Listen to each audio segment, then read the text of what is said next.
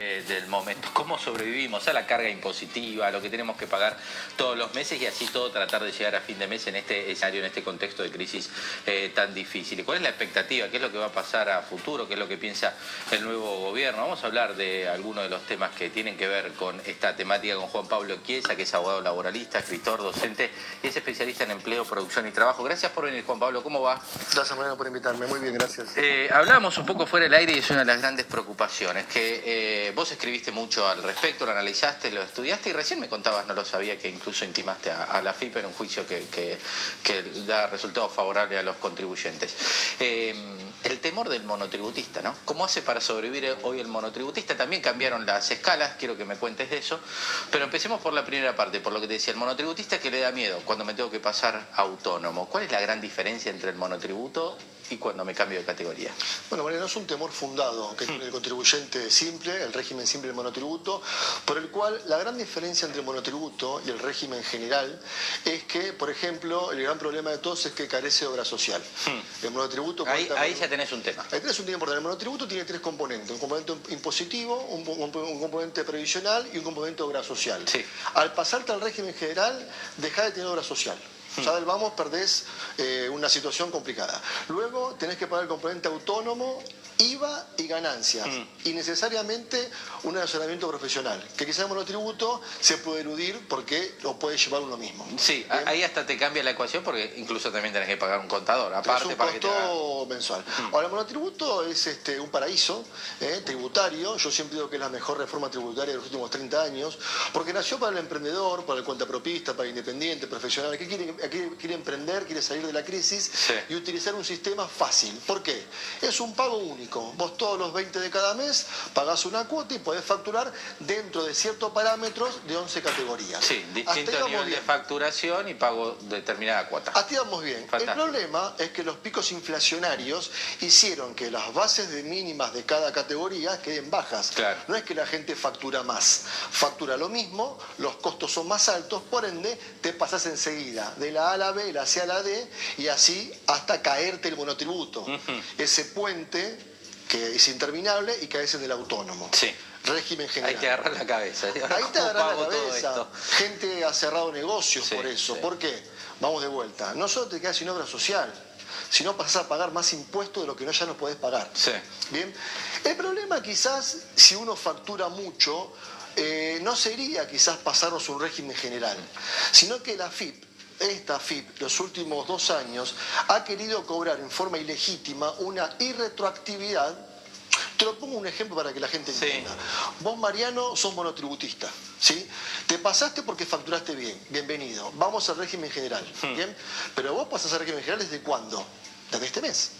Mirá, Mariano, desde noviembre... Ya cambiaste. Sos autónomo. ¿Y qué me dice la FIP? ¿Qué te dice la FIP? No, Mariano. Retroactivo. Sos autónomo para atrás 24 meses. Te mató. Para pagar todo eso te mató. Te enterró vivo. ¿Por qué? Porque te dice, bueno, 24 meses. Ahora haceme posiciones, que son declaraciones juradas, de los 24 meses. Me haces una por una. Esa una por una es un débito fiscal. Sí. Y vos decís a la FIP, che, ¿me puedo agarrar el crédito? No. No tenés crédito fiscal. Si tenés todas para perder. Entonces, contratás un profesional, te hace las posiciones, porque son manuales, sí, son automáticas, y te genera una deuda de ¿cuánto? 300.000, 400.000, o lo que dé, lo que vos facturaste en el último año. Eso tenés que pagarlo, y eso generó el cierre de muchísimos comerciantes pymes. Ahí está el problema. ¿Vos demandaste a la FIP por ese tema? Yo demandé a la FIP por un grupo de contribuyentes que, primero, lo demandé por las expulsiones de oficio que fueron arbitrarias. ¿Qué vos le decís? ¿De oficio no? Para que sepa la gente, hay 2 formas de expulsiones. De oficio es, te expulso, sí, no te pregunto. Sí. Y la otra es por un sistema de fiscalización. Mariano, mirá, tráeme tus compras, tráeme tus ventas, vamos a ver cómo venís y lo sustanciamos. Prolijo. Los que fueron de oficio son arbitrarios. ¿Por qué? No preguntaron. Ellos consideraron que, por ejemplo, gastaste mucho y te pasaron. Otra situación que te cuento.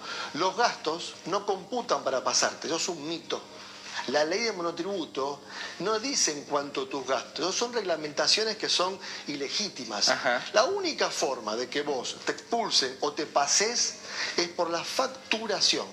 Porque el monotributo... Que facturaste más, no importa cuánto gastaste. Porque el que te pasaste del límite del monotributo. Exactamente, no hay un piso de gasto. Ahora, obviamente que vamos a algo evidente, que si vos gastaste 100, tenés que facturar 110. Claro. Pero todo dentro de ciertos parámetros. La demanda que introdujimos a la AFIP salió favorable en el primer proveído, el dictamen del fiscal general, donde se pretende hacer regresar a los monotributistas expulsados de oficio desde septiembre del 18 a septiembre del 19.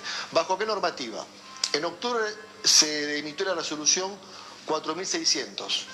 ¿Qué dice la resolución 4600? Que de octubre para marzo no van a echar a ningún monotributista más de oficio, o sea, los van a perdonar. Esto no significa que podemos facturar a diestra y siniestra. Lo que sea haciendo monotributista. Porque la pregunta que me hacen ahora es, ¿qué pasa en marzo? Claro. Cuando salga el paraguas. Claro. Por todo lo que facturé, ¿me vas a venir a buscar? Claro. Ojo con ese tema que veremos en marzo. Pero esa resolución va para atrás por el principio de congruencia y de retroactividad a favor del contribuyente. Sí. Ahora, el contribuyente, yo veía acá algunos números, ¿no? Que tal vez hay que actualizarlos porque pueden tener algunos meses, algunas semanas atrás. Un monotributista por 96.000 pesos mensuales paga 4.600 pesos por mes estimado, más o menos, sacando las grandes líneas. Cuando te pasás autónomo, por 96.000 pesos mensuales pagás 11.500 pesos de ganancia. Claro. Esta es una ecuación mínima de cómo te cambian los costos y cómo te cambia esa renta. Mínima, a ver, una categoría A, que hoy son 144.000 pesos por año, estás pagando 1.500 pesos por mes de monotributo. Claro. Con esos 1.500 gozás de un mínimo aporte jubilatorio, pagás el impuesto y tenés obra social. Sí. Bien. Te llegan a pasar y es el infierno. Ganancias, IVA, autónomo y si te quedas haciendo obra social. Es un 150% más de lo que vas a pagar si te pasan. ¿Qué va a hacer el gobierno que viene, el gobierno electo? Este es uno de los tantos temas que preocupa al emprendedor, a la pyme, al trabajador que tiene que hacer frente a un montón de cuestiones impositivas para tratar de llegar a fin de mes. Mira, la resolución 4600 que dice, bueno, no te expulso más hasta marzo, fue un tiro por la culata, porque si bien suspende hasta marzo, no echar más, va para atrás. Pero ahora el problema no es la suspensión. ¿Sabes cuál es el problema? Los pisos. Son los pisos muy bajos porque tenemos índices inflacionarios altos. En enero está la recategorización, que recordemos que son dos, en julio y en enero.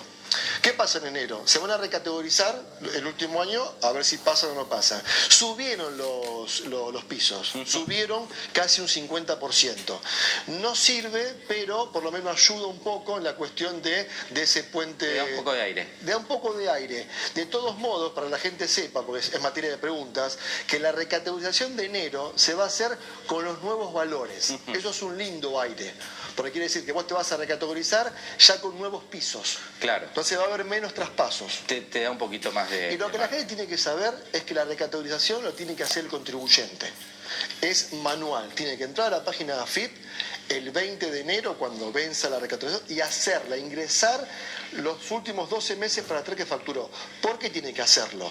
Porque si no lo hace, el AFIP sí puede hacerlo a oficio de la persona y te ingresa cualquier valor. 2020, hablando de emprendedores, vi un artículo tuyo de hace pocas horas. ¿Qué costo laboral tiene un trabajador para que lo pueda contratar un empleador, un emprendedor, una pyme? ¿Qué costo se estima para el 2020? Bueno, ahí tenemos los problemas que un monotributista emprendedor que abre un negocio y contrata 2 empleados, por ejemplo, o una empresa que tiene 10 empleados, tiene un costo laboral bastante elevado. Es el más alto de Latinoamérica. El más alto de Latinoamérica lo tiene la Argentina. Exactamente. En materia de cargas sociales. ¿Qué son las cargas sociales? Los aportes de los trabajadores y las contribuciones del empleador. Es el más alto porque estiman un porcentaje de más del 48%. ¿Por qué? Originariamente el empleador pagaba un 17% por cada trabajador, más los gastos sindicales, CRT y seguro. Ese monto con la reforma tributaria se elevó 50 centésimos por cada año. De 17% hoy estás en 18.5. 1.5% por cada trabajador. Eso implica que cada empleado te puede llegar a salir más de 15.000 pesos por mes más el salario. Es el costo. Tengo que tener en cuenta el salario y después un promedio de 15 lucas. Exactamente, con un promedio de salario básico en Argentina. ¿Cuál es el salario hoy? Yo siempre digo, tenemos 3 salarios. El salario mínimo, irrisorio, de 16.000 pesos, 150% por debajo de la canasta básica.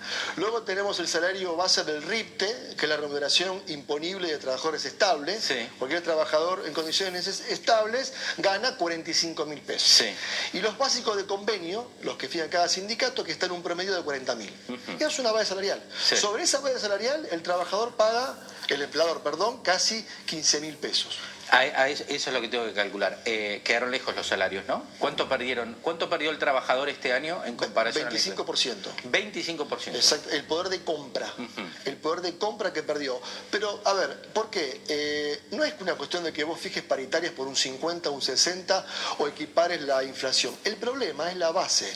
Si vos partís siempre de la base baja, siempre va a estar bajo. Tiene que haber una base más normal para que los salarios puedan estar a la altura o corran igual que la inflación.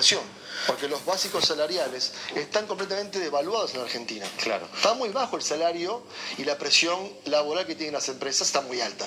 ¿Cómo se van a parar los gremios? ¿Van a ir todos juntos a negociar? ¿Cada uno negocia por su lado? ¿Cómo viene el pedido del bono de fin de año? Ahí Moyano salió a decir 20 lucas. Sí, la CGT... junto con la UIA es la Cámara Empresaria más importante del país, y la CGT sabemos que es la Confederación General del Trabajo, pactaron que van a hacer un bono. No va a ser un bono no va a haber, como el año pasado, que hubo un bono de 5.000 en 2 pagos obligatorio. Eso no va a estar. No va a haber bono ni presidencial, como el año pasado, ni siquiera de la CGT, sino que va a ser sectorial. ¿Qué significa? Cada actividad con su empresa. Sí. Pactarán cada uno. Los camioneros, a cargo de Moyano, pretende un bono de 20.000 pesos para la actividad de camioneros, pero la CGT no va a avalar esa situación y será un tema a dirimir entre Moyano y las empresas que están bajo la ala de camioneros. Con todo este escenario que estuvimos conversando y que estuviste analizando también, es el fiel reflejo de por qué no se genera trabajo genuino en la Argentina. Digo, el único trabajo que se crea hoy en la Argentina, según los últimos números que leí, es el sector público.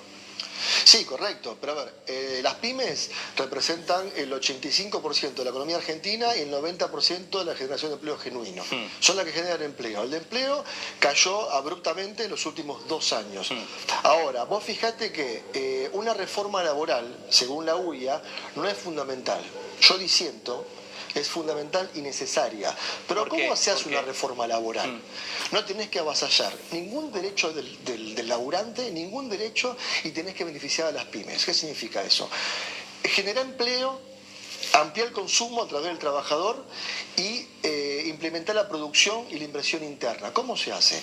El trabajador no tiene que... Las consignas las tenemos claras todos, una interesante definición. La pregunta es cómo se hace, ¿no? Bueno, se puede hacer. Los laboralistas trabajamos para eso. Yo tengo encomendado una tarea de empleo, producción y trabajo para el próximo año sobre una reforma sistémica y operativa. ¿Por qué? El trabajador no tenés que tocar sus derechos, porque se puede hacer una reforma donde vos lo podés ampliar o mejorar. El tema es la empresa. Vos puedas beneficiarlas para que genere empleo. Te pongo un ejemplo muy concreto.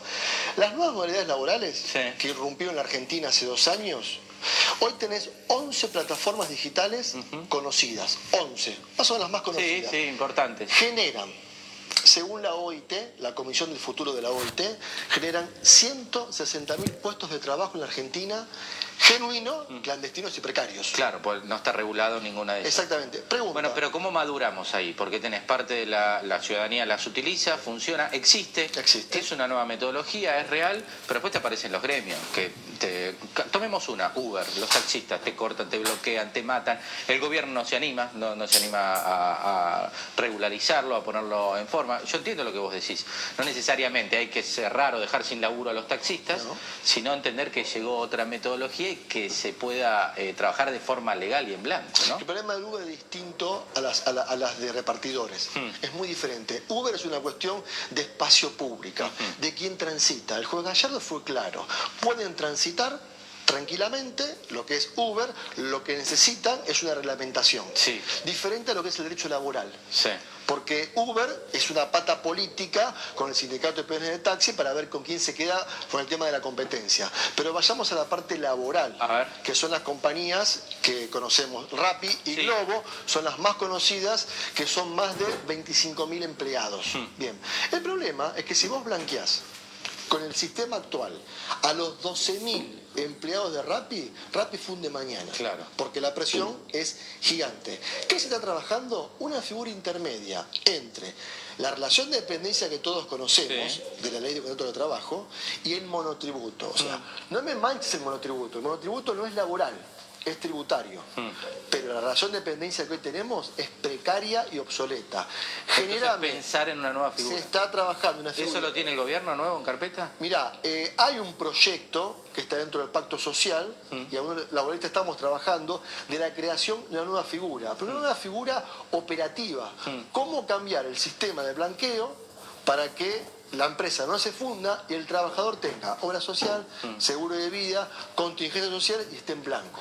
Juan Pablo, la última, dame una definición, lo nombraste, pacto social, ¿qué es? ¿Cómo se va a trabajar? El pacto social se va a trabajar de tres patas. Primero, la parte impositiva, una moratoria, no un plan de pago, una moratoria que condone intereses a las empresas y puedan incluir más de 400.000 pymes, que son las mitad que hay en el país, que están en riesgo de cierre por las deudas tributarias, que incluyan sus deudas en una moratoria a largo plazo para que puedan pagar lo que deben. Porque lo que dice el director de AFIP, que está enojado porque las empresas se financian con AFIP, es cierto. Financiarse con AFIP es lo más barato hoy día. Claro. Pagan sus deudas corrientes con planes de AFIP. Eso está mal, pero hay que hacerlo. Entonces, primer pata impositiva, una moratoria para las empresas. Segunda pata previsional. ¿Qué es esto? Un blanqueo laboral. Ayudar a las empresas a tener el trabajador registrado con una nueva figura que no haga cerrar las empresas y que el trabajador esté cubierto. Y la tercera pata es bajar la litigiosidad. Hay mucho litigio judicial, muchísimo. Entonces, ¿se puede hacer? Se puede hacer. Pero tenés que ver el tema político y tratar de ver un consenso entre la parte gremial, la parte empresarial y la parte política, que es lo más importante. Juan Pablo, gracias, clarísimo. ¿Con qué recuerdo se va a quedar el trabajador, en general, ¿no? el empleador pyme de este gobierno, las políticas que implementó este gobierno con todas las promesas que le había hecho? Agrio, porque considero que este gobierno, y hablo quizás, me atribuyo un conocimiento de causa, de que este gobierno no ayudó ni al trabajador ni a las pymes. No las ayudó, no les dio ninguna... Tuvo una oportunidad de hacerlo. La reforma tributaria fue truncada. De hecho, la reforma tributaria la han modificado. Modificaron los pisos que rigen a partir del año que viene. La reforma previsional, ni hablemos porque fue desastrosa. Entonces, no ayudó ni al trabajador, porque la caída del salario fue 25% de la pérdida de poder de compra, y tampoco ayudó a las pymes, porque tenemos la mitad de las pymes en Argentina en cierre. Sí, situación de riesgo. En situación de riesgo, perdón. Juan Pablo, gracias por venir. Gracias por invitarme. Gracias.